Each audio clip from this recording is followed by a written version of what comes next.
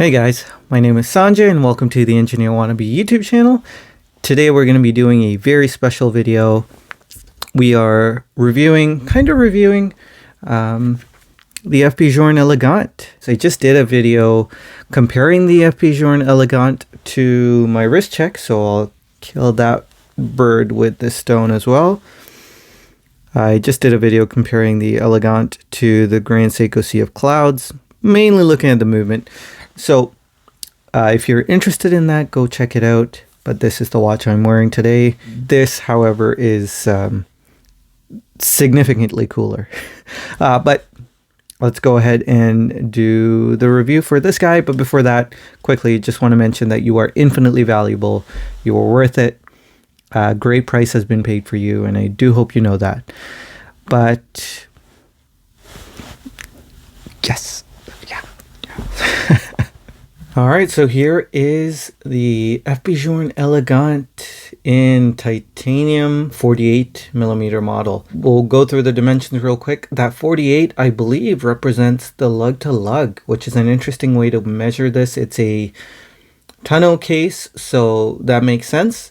So the lug to lug is 48. At its widest point, minus the crown, it's around 38, a little over that. With the crown, it's 41. The thickness is 7.7 millimeters. Lug width is 18 millimeters. Nice set of dimensions there, which is very interesting. When you hear 48, you think that's going to be ginormous. And I was actually surprised at how small and wearable this was. Although I've got a puny 16 centimeter wrist, and I think I could pull off the 40. Not that it matters anyway, because I ain't pulling anything off that costs this much. Anyway, this is a beautiful dial.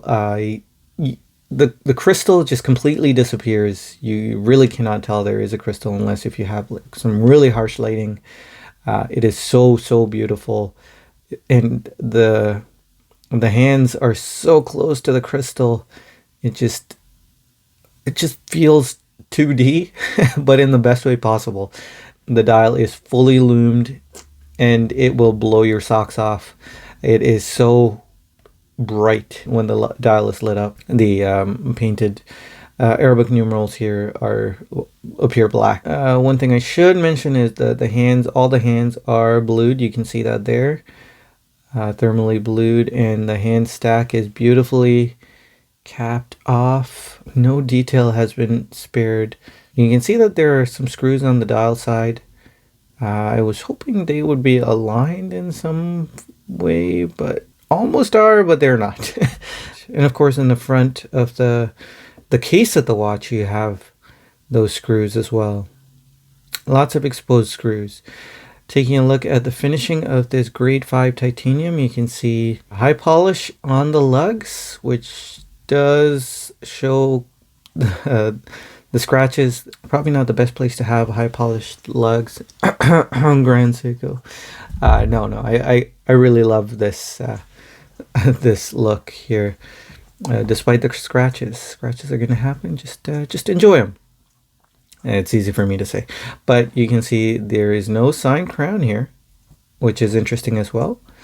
But you have a bevel here around the case. This watch weighs 66 grams on this deployant clasp and this vulcanized rubber. I found out this is vulcanized rubber. So this vulcanized rubber strap, deployant clasp, and this titanium, grade 5 titanium case weighs 66 grams. The strap is quite short. I'm sure you can get longer ones as needed, but this fits me really nicely, and it's very rare to not be on the last hole. So, beautiful watch, as you can see. The dial has this cutout here. We'll talk about that later. Okay, taking a look at the case back here. You can see the battery case here, battery cover. It says FP Journe Inveni et Feci. Really impressive that this Quartz watch has 18 jewels. I think FP Journe prefers to call this electromechanical. And you can kind of tell that when you are setting the time. You can feel the gears. It does have a screw down crown, and I have been having issues with getting this watch to hack, but it has been possible. So I managed to set this up properly for my dear friend Marcus, who lent this to me. The time has been set perfectly on the dot. I'm glad I was able to do that, but I have been having issues getting it to hack.